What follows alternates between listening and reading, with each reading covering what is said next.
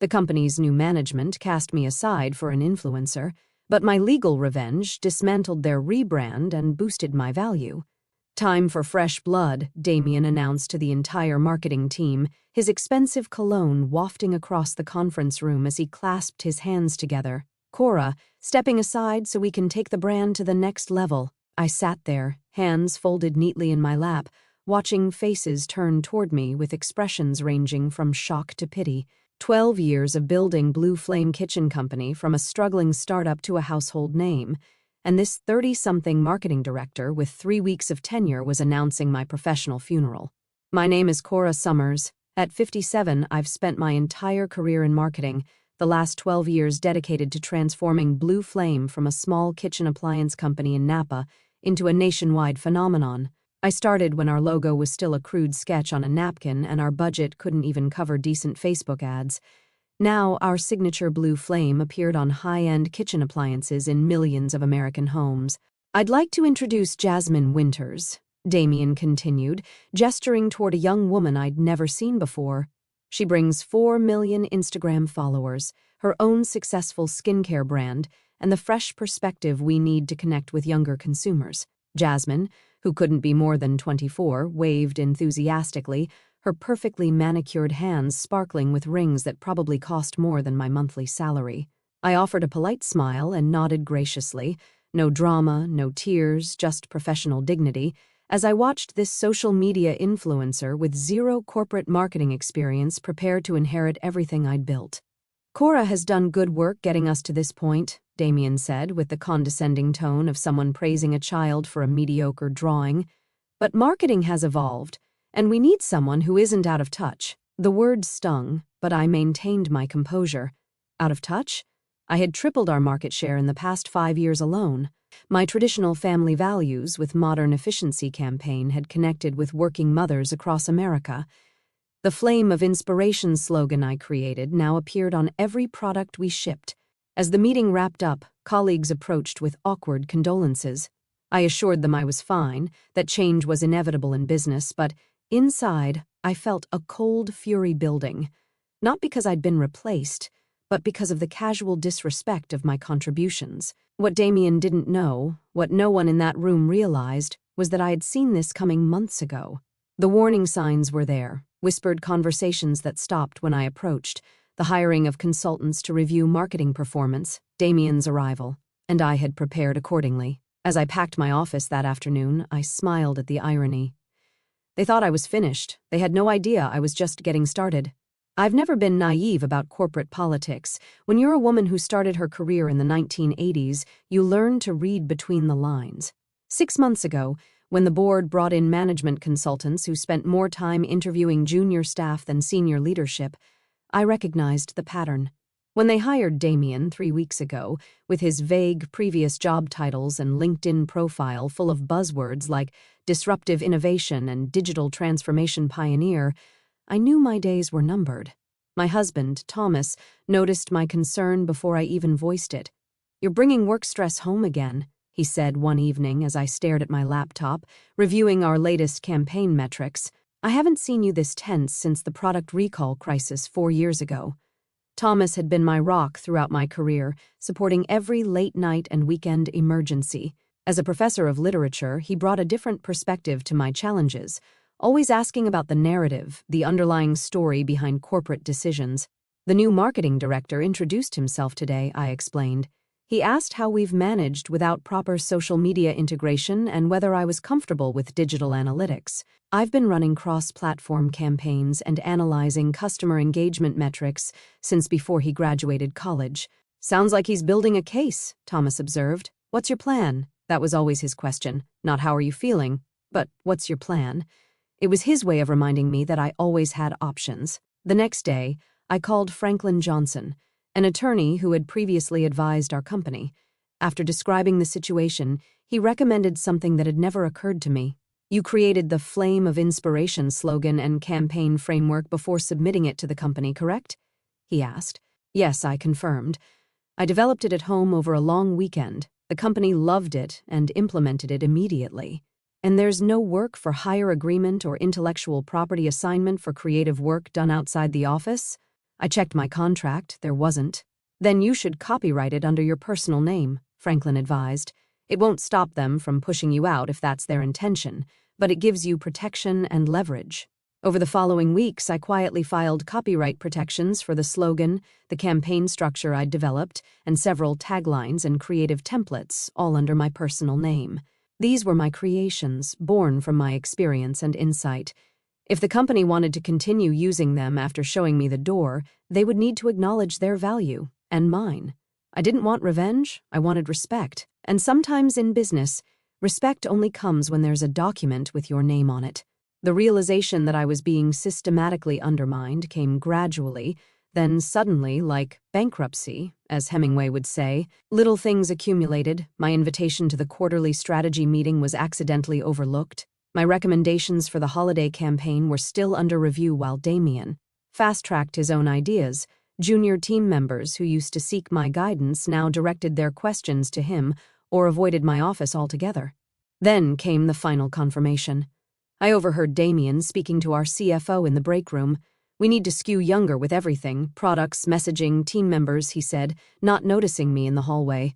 Cora's demographic expertise is limited, too focused on traditional families when we need to capture Gen Z before they develop brand loyalty elsewhere. She's been instrumental in building our brand recognition, the CFO replied. The board might have concerns about... Trust me, Damien interrupted. I've done this before.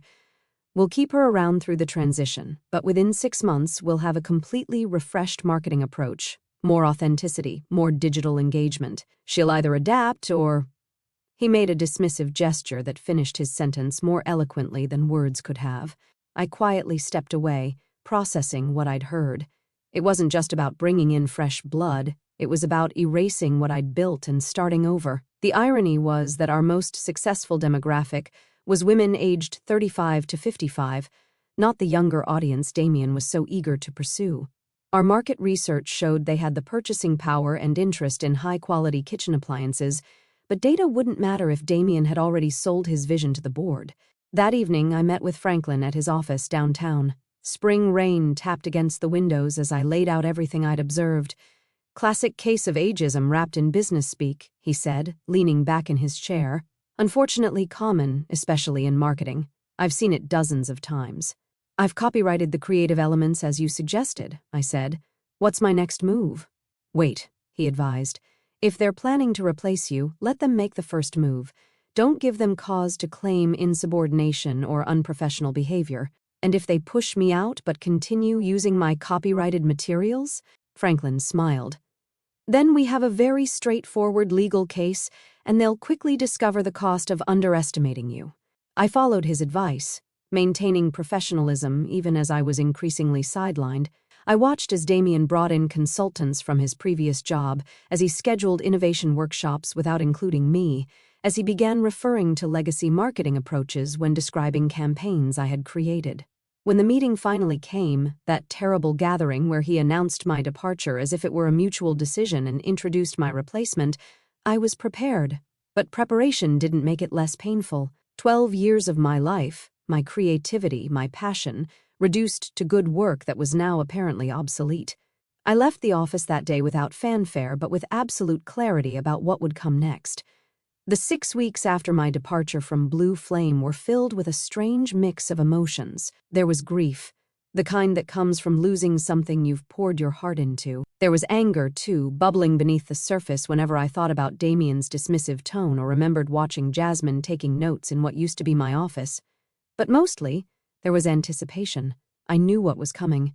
I spent my newfound free time reconnecting with industry contacts, updating my portfolio, and consulting with Franklin about precisely how events might unfold. Thomas encouraged me to take time for myself. You've earned a break after 12 years, he said, but relaxation felt impossible. I was waiting for the inevitable. It came on a Tuesday morning. Thomas called me into his home office, where he was browsing the internet. They've launched the new campaign, he said, turning his screen toward me. There it was, Blue Flame's bold new direction. The website had been redesigned with more white space and contemporary fonts, but the content was unmistakable. The Flame of Inspiration slogan remained front and center. The The campaign structure, my three-tiered approach highlighting quality, convenience, and community, was intact. They'd even kept my tagline, where culinary dreams ignite. The only significant change was the messenger. Jasmine's face appeared throughout the site, demonstrating products in expertly lit kitchen settings. A video showed her explaining how Blue Flame had revolutionized her cooking experience, though I doubted she'd known the brand existed 3 months ago. They didn't even bother to rename anything, I said, my suspicions confirmed. They just slapped a new face on my work. Thomas squeezed my shoulder. Your move, then? I nodded and called Franklin. The cease and desist letter went out that afternoon, delivered to Damien, the executive team, and the board of directors simultaneously. Franklin's language was precise and unemotional, laying out exactly which elements of the campaign were my copyrighted intellectual property and demanding immediate removal from all platforms. The response came within hours, not from our corporate legal team as I'd expected, but from Damien himself. His email bristled with indignation. This is a transparent attempt at extortion, he wrote. All materials were created as work for hire under your employment contract. The company will vigorously defend its intellectual property rights. Franklin forwarded me the message with a single comment. He didn't consult legal before responding. This works in our favor. He was right. By the next morning, Blue Flame's actual attorneys had reached out, requesting an urgent meeting. They weren't nearly as confident as Damien about the company's position. The Zoom call that followed was tense but professional. I sat in Franklin's office as he calmly explained that the copyrighted elements were created outside of work hours, prior to submission to the company, without any specific work-for-hire agreement covering such activities. He presented the copyright certificates with their filing dates, all preceding my departure by several months. Ms. Summers is open to licensing these materials, Franklin concluded, but continuing to use them without agreement constitutes willful copyright infringement, with potential statutory damages of up to $150,000 per work infringed. The company's lead attorney, Eleanor, asked for time to confer with the executive team. Her expression told me everything. They hadn't expected this complexity. They'd assumed anything I created automatically belonged to Blue Flame. Of course they did, Thomas said when I recounted the meeting that evening. They thought they owned you, so naturally they thought they owned your ideas too. I didn't want to destroy what I'd built, but I needed them to understand that discarding me didn't mean they could keep the best parts of my work without acknowledgement. The company had 24 hours to respond before we filed a formal infringement claim. As I waited, I wondered whether Damien had bothered to investigate what out of touch really meant. The following day passed without word from Blue Flame. Franklin advised patience, but by evening, my nerves were frayed. I kept checking my phone, expecting a call that never came. Thomas suggested dinner at our favorite Italian restaurant to distract me, and I reluctantly agreed. We were halfway through our pasta when my phone finally rang. The screen displayed a name I hadn't expected, Vivian Harper, Blue Flame's board chair. I need to take this, I told Thomas, stepping outside onto the restaurant's patio. Cora, Vivian began, her normally confident voice sounding strained. I hope I'm not interrupting your evening. Not at all, I replied, watching through the window as Thomas ordered another glass of wine. How are you, Vivian? Honestly, dealing with a situation that should never have happened. I've just come from an emergency board meeting regarding your copyright claim. My heart pounded as I waited for her to continue. The board was never informed about your departure, she said. Damien told us you had chosen to retire and were helping with the transition. When we received your cease and desist letter, well, it raised some significant questions. I absorbed this information silently, so Damien had lied, not just to the team but to the board as well. Our legal team has reviewed your claim, Vivian continued. They believe you have a strong position. The campaign has been pulled from all platforms while we determine next steps. I see, I said, maintaining my professional tone despite the surge of vindication I felt. Cora, you built this brand. Your marketing vision defined Blue Flame. The board recognizes that and values your contribution. She paused. We'd like to discuss options for moving forward that could benefit both parties. I'm listening, I said. We're proposing a licensing agreement for your copyrighted materials with appropriate compensation. Additionally, we'd like to offer you a position as Chief Brand Officer, reporting directly to the board, not to Damien. The offer took me by surprise. Chief Brand Officer was a promotion with greater authority than I'd previously held. What about Damien? I asked. His judgment is under review, Vivian said diplomatically. I could read between the lines. His days were numbered. And Jasmine? Her contract is being reassessed. The early metrics from her campaign launch were not what was promised. I gazed across the street, watching traffic pass as I considered the offer. 6 weeks ago, I would have accepted immediately, grateful for the recognition. Now, I wasn't so sure. I appreciate the offer, Vivian. I'll need time to consider it. Of course, she said, but please know that the board values your expertise. What happened was a serious misstep that doesn't reflect our appreciation for everything you've built. After we hung up, I returned to Thomas, who raised an eyebrow expectantly. They pulled the campaign, I explained, and offered me a promotion to Chief Brand Officer, reporting to the board. Congratulations, he said, raising his wine glass. Though I'm guessing from your expression that you're not accepting. He knew me too well. During my weeks away from Blue Flame, I'd received calls from several companies interested in my expertise. One in particular, Kitchen Craft, a smaller but rapidly growing competitor, had made an intriguing offer. I'm meeting with Kitchen Craft tomorrow, I said. Their CEO wants to discuss an executive position. Thomas nodded. A fresh start might be what you need, somewhere your value won't be questioned. I took a sip of wine, contemplating the irony of the situation. Damien had pushed me out, seeking fresh blood, only to find himself in a precarious position. Meanwhile, I potentially had multiple executive-level opportunities to choose from. Sometimes, being out of touch meant simply being beyond the reach of those who failed to appreciate your worth. The Kitchen Craft headquarters occupied a renovated industrial building on the outskirts of Napa. Unlike Blue Flame's sterile corporate environment, their space featured exposed brick, warm lighting, and a fully functional test kitchen where new products were developed and showcased. Erica Donahue, Kitchen Craft's CEO, greeted me in the lobby. At 62, she represented everything corporate America often overlooked: experience, wisdom, and the kind of strategic thinking that came from navigating business challenges across decades. Thanks for coming, Cora, she said, leading me through the office. I've admired your work at Blue Flame for years. Their loss is potentially our gain. The tour ended in their test kitchen, where Erica had arranged coffee and pastries. As we sat at the central island, she explained Kitchen Craft's position in the market. Smaller than Blue Flame but growing steadily, focused on quality craftsmanship and sustainability rather than mass production. We're at a turning point, Erica explained. Our products have loyal customers, but we need stronger brand recognition to compete nationally. That's where you come in. She outlined her vision, a new role as Executive Vice President of Brand Strategy, with full creative control and a seat on their executive committee. The salary was comparable to what Blue Flame had paid me, with additional equity options. Most importantly, all creative work would be contractually protected, with clear ownership delineated between company property and my intellectual contributions. We value experience here, Erica said. Half our executive team is over 50. We found that institutional knowledge and proven judgment outperformed trendiness every time. As I drove home, I weighed the options. Blue Flame's offer represented vindication, a public acknowledgement that pushing me aside had been a mistake. Kitchen Craft offered a fresh start with a company whose values seemed more aligned with mine. Both were flattering, both had advantages. When I walked through our front door, Thomas was waiting with news of his own. Franklin called, he said. Apparently there's been another development at Blue Flame. I called Franklin immediately, putting him on speakerphone.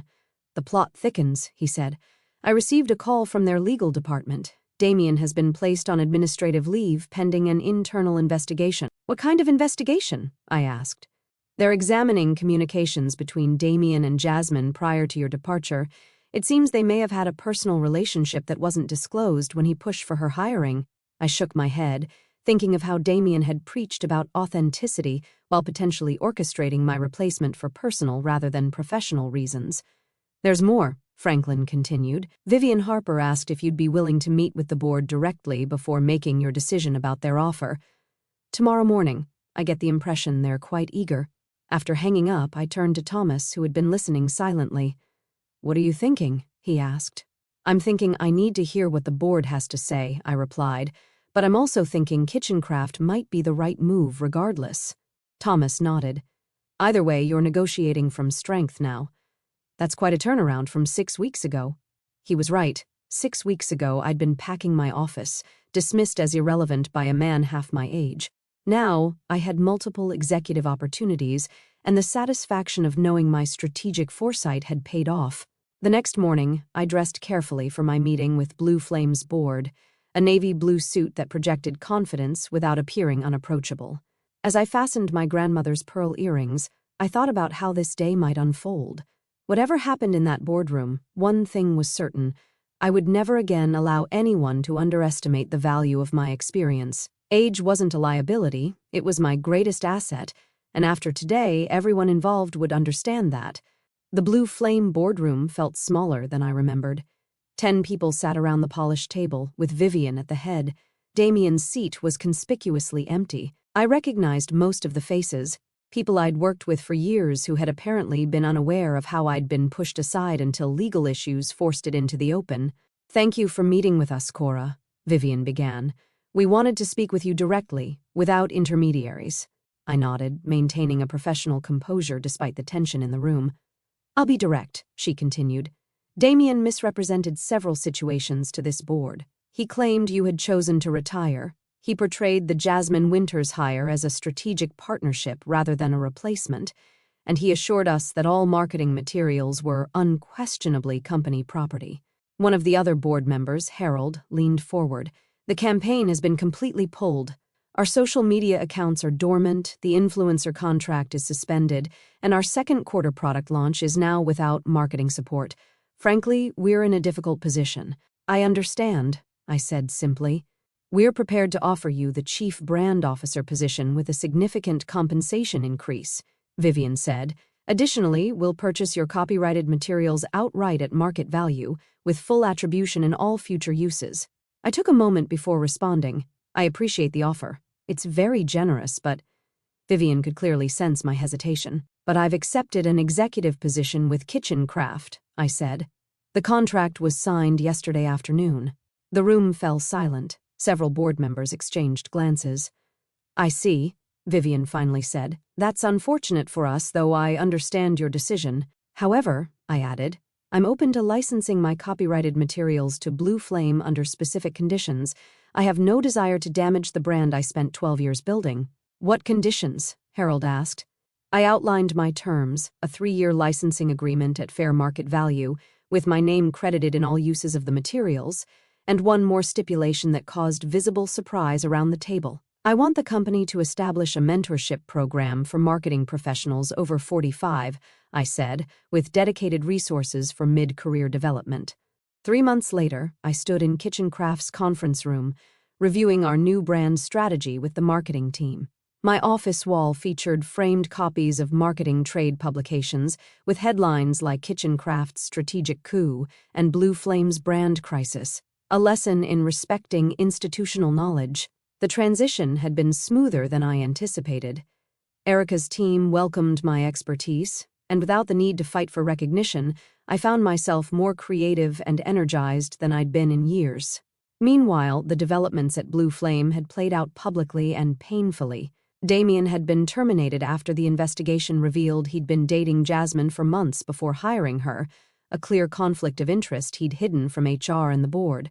Jasmine's contract had been terminated as well, with her final Instagram post about the situation causing additional PR headaches for the company. The mentorship program I'd required as part of my licensing agreement had launched with significant industry attention. Several marketing professionals over 50 had been hired specifically for their experience in traditional media integration, something Blue Flame had nearly abandoned in their rush to appear cutting edge.